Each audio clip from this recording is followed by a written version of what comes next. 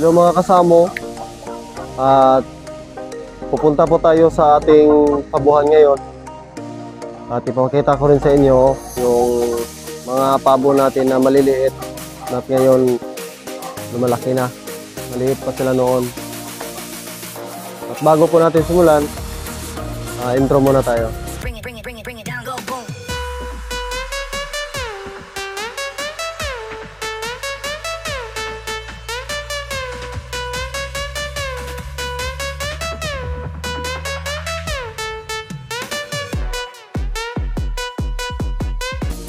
Hello mga kasamo, hindi lang naman ang inalagaan natin manok na samo at saka superworm, at nag-aalaga rin din tayo ng pabo.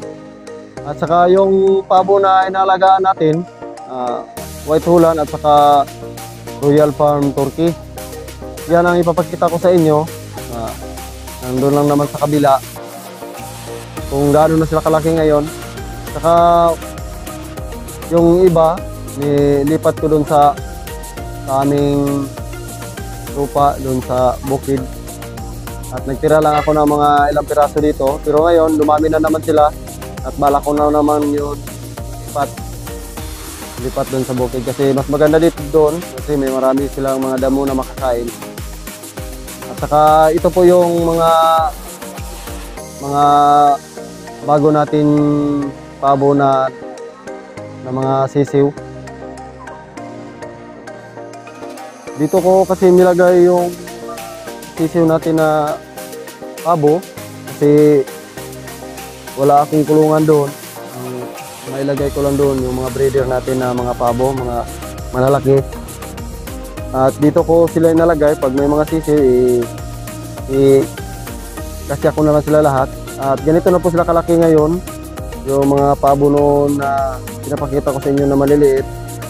Ito po. Yan na po sila, malaki na. Saka may diferensya po yung isa natin na pabo ito. Yan o, tingnan mo yung paa niya. Pero okay lang naman, malakas naman siyang kumain. Saka may samo natin natira o, babae. Doon po to. Ito, doon po. Yung natira sa 25 pesos po, yan lang po ang natira. Saka balak ko rin naman yung ilipat din sa sa bukid.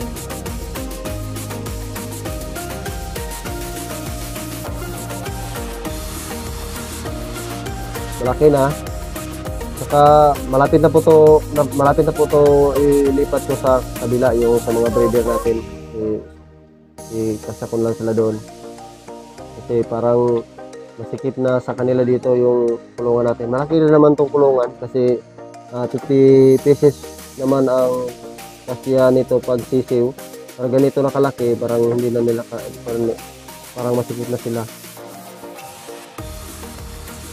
Ginawa ko tong lagayan ng sisiw na malaki kasi pag maraming inahin na namimisa, kinukuha ko dito, ko na lang ilagay lahat para yung paggamot, pag-vitamins, sila na lahat ang makano. At saka may ilaw, yung ilaw para hindi na maraming kulungan ang natin magamit.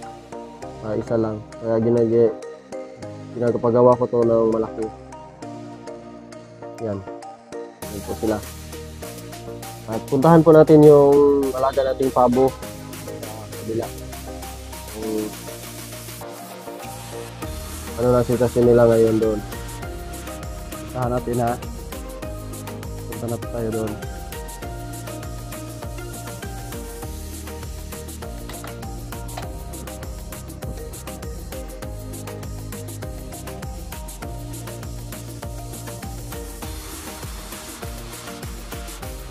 Yan po ang apat natin na IV doon po. Lagay ko dito sa labas.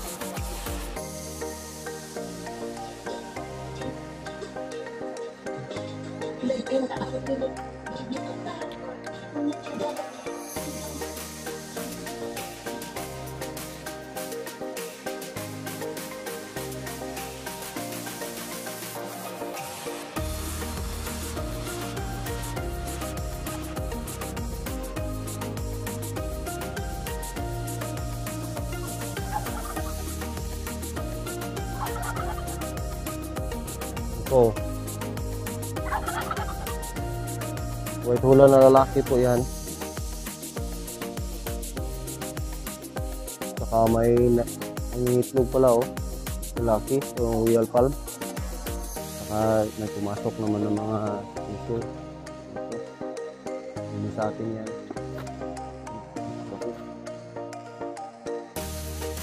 Yan po yung alaga natin na ano, abo. Yung barako natin. Saka may nang itlog pala doon oh. Sabi na oh. Yung itlog. Yung royal palm ko dito na ano lang, 3. 4 yung white hula natin.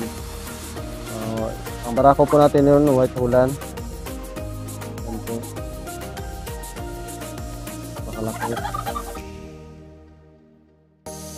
Yung iba, yung black bronze natin nandun sa bukid at saka yung royal palm na lalaki, barako. Ang tinira ko na lang dito, yung white hulan. May nangitlog oh. Ilang itlog na kayo. Ilang praso. Yan. Ito po.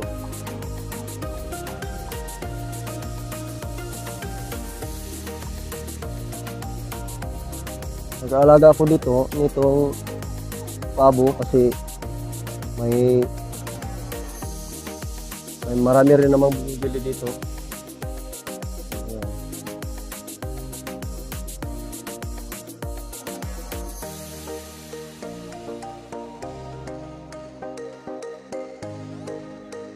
Ito po yung mga alaga nating pabo dito.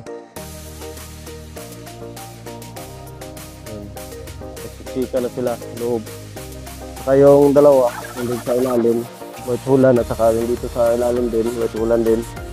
Saka kunin natin yung lalaki natin, yung barako.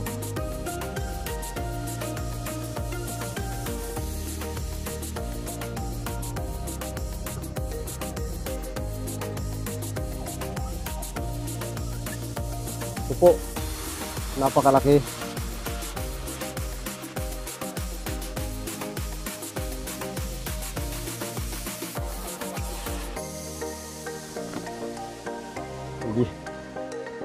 Bigat.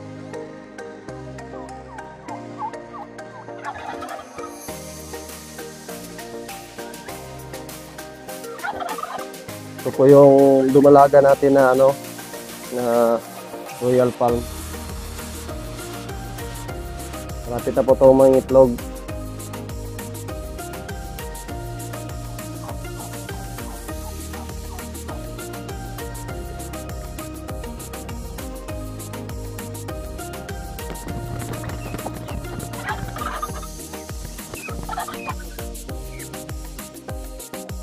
Ito po yung white hulan na babae.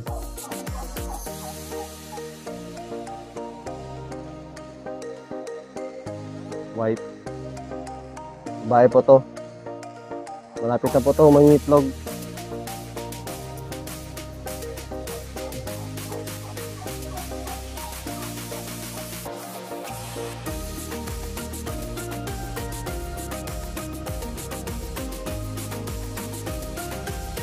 Yan sila.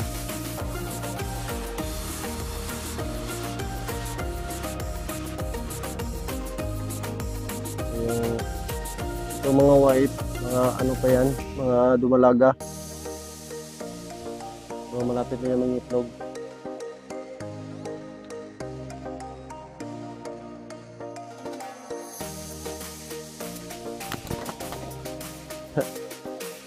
At yun lang po ang update sa atin, mga alaga natin na pabo. At salamat po sa panonood.